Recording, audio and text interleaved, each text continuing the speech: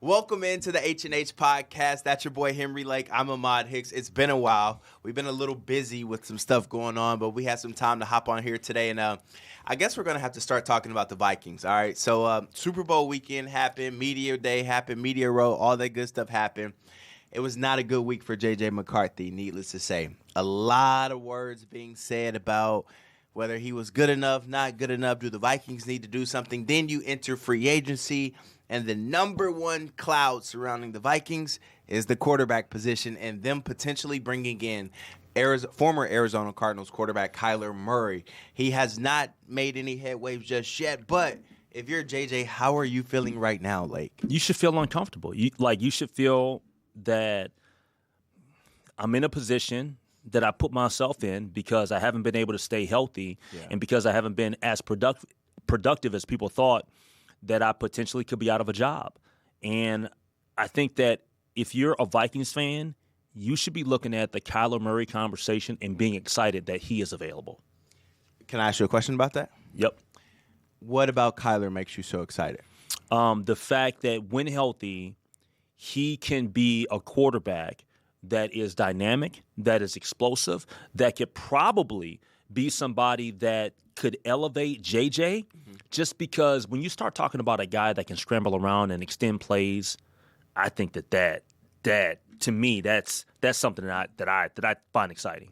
When I watch Kyler's tape the last couple of years, he's not a bad quarterback. Definite upgrade from two-time Pro Bowler. Yeah, definite upgrade from what the Vikings had this past season. But then I also watch a lot of his games where he misses a lot of easy throws. He can't see over the offensive line. He's having to scramble out of necessity to make things happen because he's not dropping back and reading defenses. So that being said, do we plug him in Kevin O'Connell's offense and it's a seamless fit? The pieces around him will be so much better. I mean, Kyler Murray is not a perfect quarterback. Yeah. We said the same thing about Sam Darnold. Yeah. We thought that he could be a better quarterback in Minnesota, and he was. Kyler Murray, to me, is talented enough to get this team back to the postseason. And who were his running backs in Arizona? Not good. James Conner? Not good. James Conner's not good? James Conner's overrated. He came back He is one of the most overrated running backs in the National Football League. That's a bold take, Lake. It's my take. He does great in fantasy football. Fantasy football? Come on that's now. good What for that us. mean? That means your production is somewhat good. If your They production went and is grabbed who they grab Algier yesterday? good. Yeah. That's who isn't that who Tyler Arizona? Algier, yeah. Come on, man. Algier's good. Stop playing with me. They didn't have a plethora of running backs recently, like because Connor was getting hurt. They had DeMarcado last year. I'm not sitting here saying that Kyler Murray is elite because clearly he's not. I'm not saying he's a top 10 quarterback, but he's the best quarterback available to me that would help the Minnesota Vikings. So let me ask you this question then. So he's the best available. He's not elite. That's what you just said. What's the problem in giving JJ another spin then? I don't think nobody sees it.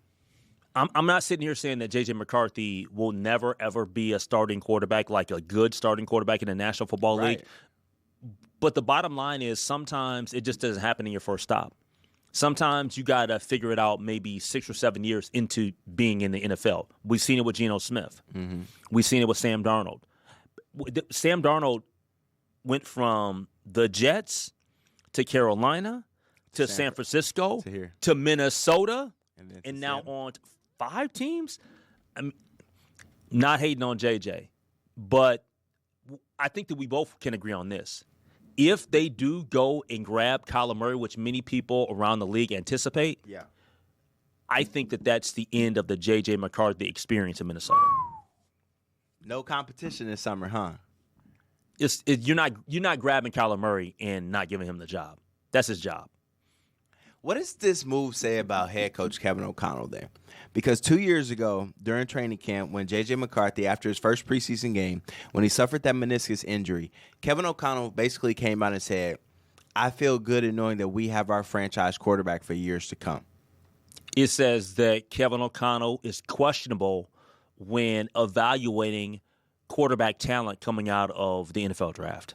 That's what that would say. Yeah, I like Kevin O'Connell, but identifying veterans, we can all do that. Right. Who can identify the guys in the college ranks that are coming into the pros? Well, they probably did identify Drake May is that dude. Jaden Daniels is Don't that reach dude, then.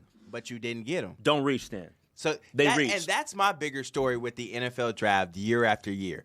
I feel like every year teams are saying, well, this is the best available quarterback. We're going to draft him. Instead of saying, is this guy an instant plug-and-play guy in the first round? Mm-hmm. If he's not, then we don't need to be drafting him. We need to go improve our team elsewhere. And I think so many years we see NFL GMs lose their jobs because they're like, we got to take a quarterback. He's one like Will Levis. We all knew Will Levis wasn't good coming out of Kentucky. Like, he had some characteristics that made you wow, like the arm strength and all that. But when it came to his overall body of work, it was never there. Yet the Titans went and reached on him, played him, didn't work out, got benched. And this is right after they drafted Malik Willis, too, and gave up on Malik Willis. And then you played Will Levis. Now Malik Willis just got paid. Got a bag. You feel what I'm saying? So it's like every year teams are drafting quarterbacks. Like, I feel like because they got to follow the trend. Well, 4 quarterbacks win. We got to get us one. Instead of just because when they drafted J.J. McCarthy, I was on the record saying when they brought in Sam Darnold, I love the pick. I was like, this is an uber talented guy. He's athletic. He has a strong arm. Like,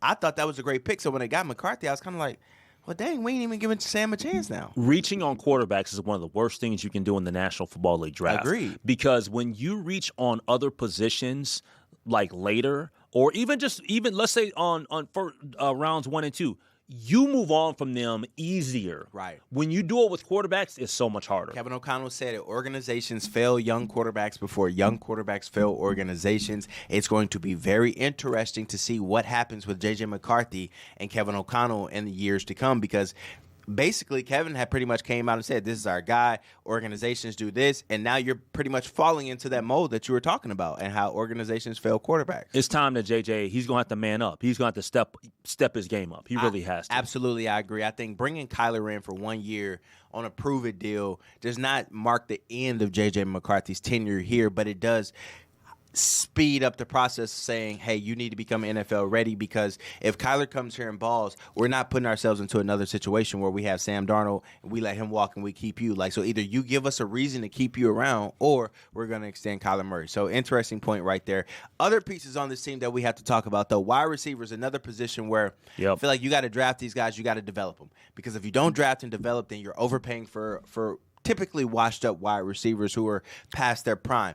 That being said, the team is on the hunt for a number 3 wide receiver. Jalen Naylor picked up a big contract with the Las Vegas Raiders. I think over $20 million guaranteed. I think he's going back home. Yeah, he's Vegas from there. Is home for him. Yep. Great for him for a guy who didn't play his first 2 years because of injuries, played the last 2 years sparingly, did enough to go out there and go get some generational money. Now the Vikings are in need for a wide receiver 3 because Ty Felton, who they drafted early last year, hardly touched the field as a wide receiver. Yeah. So now you got to figure out what you're going to do as your wide receiver 3 position. Another job for Rob Brzezinski or whoever the new GM will be. Yeah, they got to go out. They need to add another receiver. And props to Jalen because he got his money. Yeah. He was somebody they drafted. They developed him. Yeah. He Quincy turned into draft. he turned into a good draft pick. Yeah. And so props to him coming out of Michigan State. Yes, sir. I liked him coming out of Michigan State. I thought that he slid, and I was like, man, why is this guy sliding? But he proved that he earned his spot in the National Football League. Felton, he's on the clock because now you have an opportunity to step up into a space where you can be productive. Facts. And if you're Felton, that Jordan Addison, he ain't reliable. He's going to make some boneheaded mistakes that's going to give you opportunities. And by the way, isn't it on the table that potentially he can miss games going into this year based on his latest situation? So I spoke with someone close to the team. I spoke with the source close to the team. So they said basically what happened was it was the casino making him look bad. Like, he was already on the way out. They wanted to make a case by him. And apparently he's now going after them. He's countersuing them for the way that they put his name in the spotlight. So I spoke with the source close to the organization, and they said he's completely exonerated within the building about what happened. Okay. They got all the details and things like that. They said some people rushed to conclusions and whatnot, but now he's going after them. So I feel like the Vikings organization has looked at that and been like, that's an asterisk. So are we safe? I think we're safe right Okay, there. okay. So I think this is a big year for him. They like him. It's still an off season. He ain't out the woods yet. They don't want him to go. He's in Minnesota right now. Actually, just posted on his Instagram story yesterday. He was at the team facility running on the treadmill with a quote that said, run on the treadmill. yeah, throw the fade. Throw the fade. That's what he want. He knows it's a big-time year for him. He got to ball out. He got to stay out of trouble. Big contract awaits him. He is in the same position that George Pickens was last year. Word. So he's got to ball out. I think But the balling out part is not my concern. Facts. It is are you going to make sure that you stay out of trouble? But I think that has been, I won't say over-amplified, but like, all right, he had his first run-in speeding. Everybody has a run-in with speeding, fast cars. That happens, all right? So he's a rookie, made a mistake. The second one, inexcusable, but he owned up for that. He got suspended. He came back. He had an okay year. Didn't have the best year after his suspension. But outside of that incident 2 years ago, he has not been in any trouble. 2 years ago? That was 2 years ago now. Like, this is the second. Nah, this past offseason, he had an incident.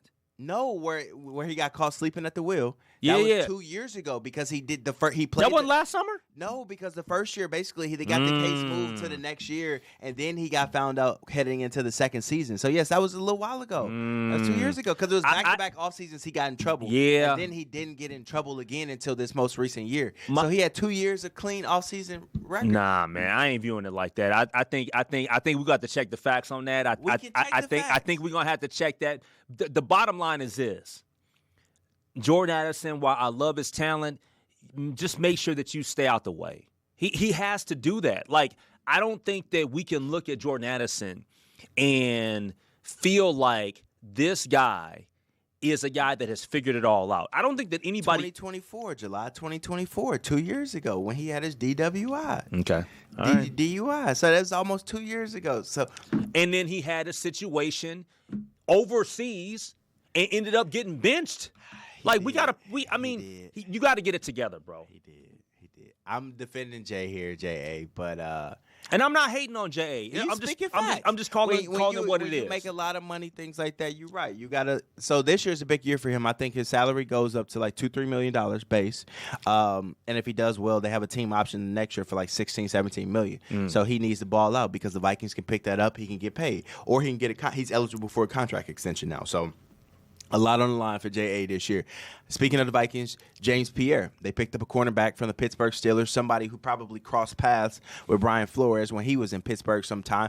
I kind of like this move. I did a little film study on him yesterday after the news was broken. I was like, you know what? He has a lot of speed, great recovery speed, and I feel like he can play man-to-man and he can play a little bit of zone. He's athletic as a corner. That's good. I feel like he's just another compliment to an Isaiah Rodgers and a better upgrade than Jeff Okudah, who couldn't stay on the field last year. I think that any of the sleeper type guys, not the big name guys, but the guys that are below the surface, once they get to Brian Flores, they just flourish. I have no, like, when I saw this yesterday, I was like, okay, I'm good with this. Yeah. Not even doing a deep dive, but just knowing that Brian Flores puts his players in positions to be successful. And what I understood was when I spoke with Brian Flores a couple of years ago, last year at the Gophers Pro Day, we kind of went in depth about the free agents he brings in. And he basically said, like, look, when I'm bringing in a free agent, I'm watching all their tape. I know everything about this player, what they can and cannot do. I know where to put them to help them succeed. So he has a vision for this James Pierre guy. He wouldn't be here if he didn't have that vision. Yep. And I think we should all feel comfortable with Brian Flores' vision, the way that he's been able to bring this defense from the dead to one of the tops in the NFL year after year. Yeah. No, I feel comfortable with doing that. I mean, we should also note that since the last time we talked, Jonathan Allen, gone. Javon Hargrave, gone. So they've got some work to do with their defensive line. Absolutely, but I also think they were gone because they re-signed Jalen Redmond too, because they were expendable because of Jalen Redmond, because of Levi Drake Rodriguez, because of Ty Felton. Like, you got some guys there, and we also re-upped with yesterday. Eric Wilson, Bo Richter, Ivan Pace, all those guys sticking around. So they still have a good core. The one domino we're looking at right now, Jonathan Grenard. You don't want to lose a guy like that this early. No. You do not want to lose him, but you do understand he is highly underpaid when you look at the defensive end market. I said that when they got him a couple of years ago. I was like, the deal they got him on is team friendly. Couple years, they're going to have to re-up this, especially if he lives up to his potential. First year was great. Last year, a lot of missed sacks for him, but a lot of quarterback pressures, which is still a good thing for the Vikings. For sure. So we want to see where that domino falls. You want to see Jonathan Grenard, the leader, come back for this team, but if he goes somewhere, you got to get a lot in return, I feel like. So yeah,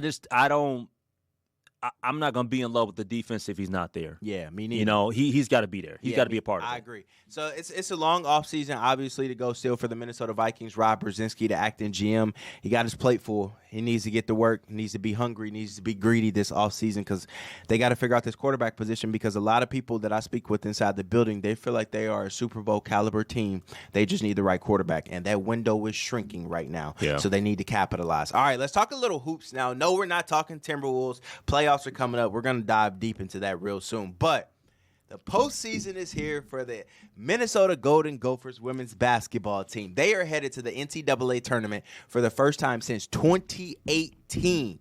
All right. What are your thoughts on them heading to the tournament despite their performance in the Big Ten Conference tournament where they failed to Ohio State in their opening game of the quarterfinals? I feel good about this program. I had Coach P on the show a week ago leading up to them heading to the Big Ten Conference tournament. They've had a phenomenal season. They've grown. They've gotten better.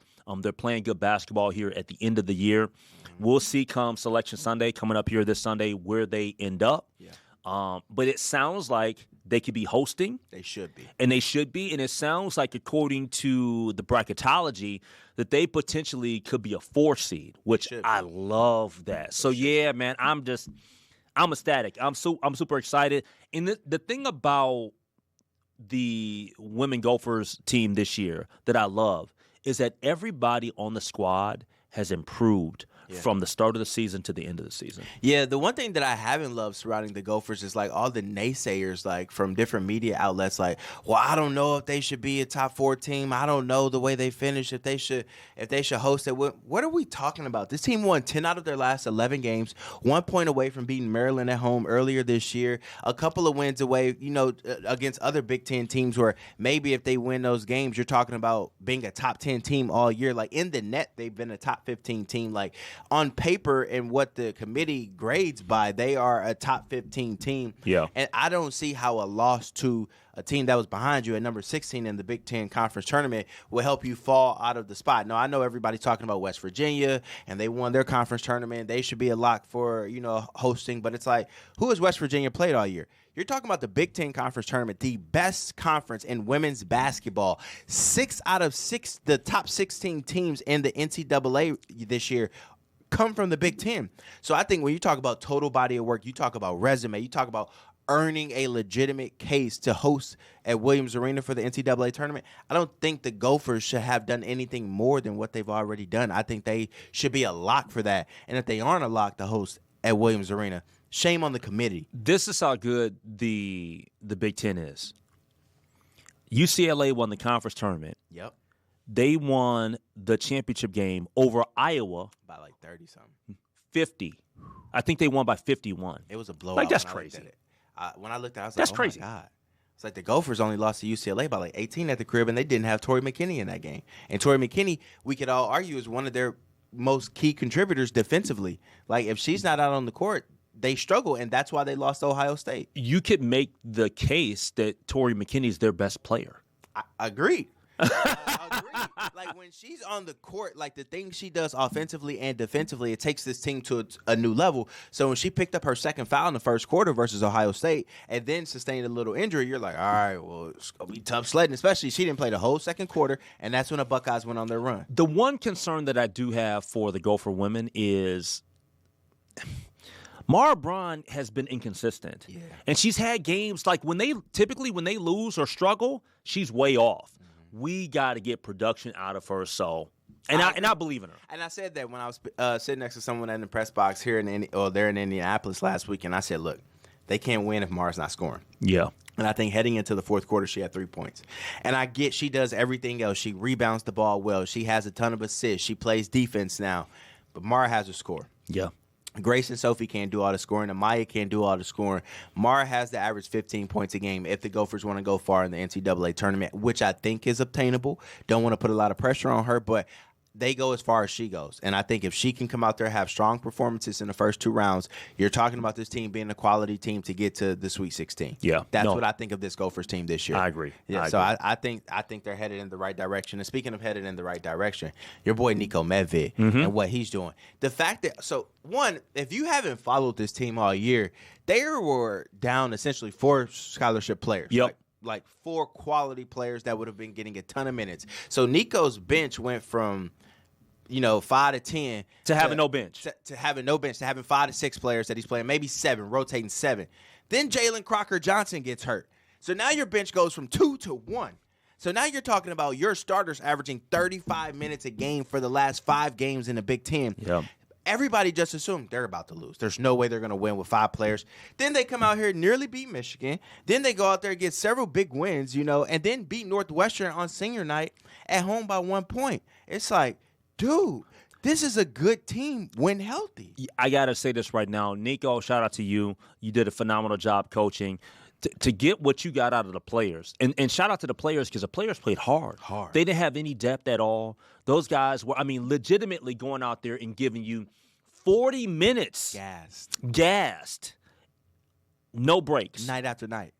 And getting it done. And when I say getting it done, I'm not talking about in terms of like they weren't a 500 team in the Big Ten or anything like that, whatever. But like they should have been way worse than what the record. Their 7-game losing streak that they went on, that they incurred. 4 out of 7 of those games were like single-digit losses, and a couple of those they were just right there, like the Wisconsin one at the buzzer. You know what I'm saying? They're right there. So It's like that's what I'm saying. If you give Niko a completely healthy squad, that team is in the NCAA tournament this year. Yeah. Because the fact is, they were picked to finish in the Big Ten 16th or 18th. And I think they finished 11th. Come on now. Yeah. You know what I'm saying? So it's like you're talking about a team that didn't have any hype surrounding them heading into the season. No one believed in them heading into the season. And the fact that you go with 6 players essentially and still find a way to finish in the middle of the pack in the toughest conference in college men's basketball, that says a lot about what Niko Medved is doing to this program. And also we should give some props and put some respect on the name of Coach Johnny Tower in St. Thomas. St. Thomas had a really good year. Yeah. I know that they didn't get where they wanted to get to, and that's the NCAA tournament. They were second in the league. Unfortunately, they lost to North Dakota in the semifinals. But that's a really good experience. If you haven't been to a St. Thomas basketball game, I encourage you to go over to the Anderson Arena because, man, it is nice. It's nice over there. Yeah, it's nice. It's real nice. I went to a hockey game there. I saw what they did. I was like, I could see the vision of this. And I think they're a team that you're talking about is going to be in the NCAA tournament for years to come. So that's why it's like, it's important for Niko Medved to go out here and, plant his flag in Minnesota, be like, we are the team to beat, because right now the Tommies aren't slowing down. They have all the momentum behind them right now. They are trying to catch up and be the school in Minnesota when it comes to basketball. So I think Niko Medved has his work cut out for him, but I also don't think he's ducking any smoke. I think he wants that challenge of playing the Tommies, whether it's at Anderson Arena or it's at Williams Arena. I think he wants that, and to prove like, yo, we're still the big dogs in Minnesota. Let me go reclaim that territory now. So I think it's an exciting time for Minnesota sports in years to come, for basketball, for men's and women's basketball. Big opportunities. And lastly, the Wild playoffs are approaching. The U.S. got the gold medal. We haven't talked about that on the little hockey break, since they came back. And then the Timberwolves trying to pick up some momentum. You know what I'm saying? Trying to get things rolling and get to the playoffs with the steam full of confidence right now, 3rd in the Western Conference. That's good. Only a couple games behind the Spurs. I'll say this about the Wild. They are on the hot seat. Yeah. You cannot make as many trades as you've made. Bill Guerin can't make as many moves as they've made, and you not get out of the first round. And I don't care if it's going to be a tough opponent, whether it's Dallas or whoever. You gotta advance. You have to. You at least got to go 7 games. They got to get out of the first round. Getting out of the first round isn't good enough. Who does that here in Minnesota, though? Who gets out of the first round for professional sports? The Wolves. Outside of them. Since I've been here, nobody's made it out of the first round except for the Wolves. And then people talking about, oh, man, well, what's name's on the hot seat? Coach Chris Finch. How? You don't think he is? Why would he be? After going to back-to-back Western Conference Finals, people got to chill. Y'all got to chill. Chill. You heard it from Lake. Y'all got to chill. All right, we got to chill, too. We got to end this podcast. This is a good place, though. We got to get back consistent. We're picking up now. Twins about to get rolling. Opening days coming up. Well, next week, we're going to be talking NCAA tournament. Yeah. NCAA tournament where the Gophers will be playing. Hopefully, they'll be playing here. Who knows what the men will be doing if they'll go to the postseason. Maybe they need to take a break. All the injuries they sustain, get healthy. Nah, NIT. Let's go. Let's do it. All right, that's Henry Lake. I'm Ahmad Hicks. We'll catch you all next week on the H&H Podcast.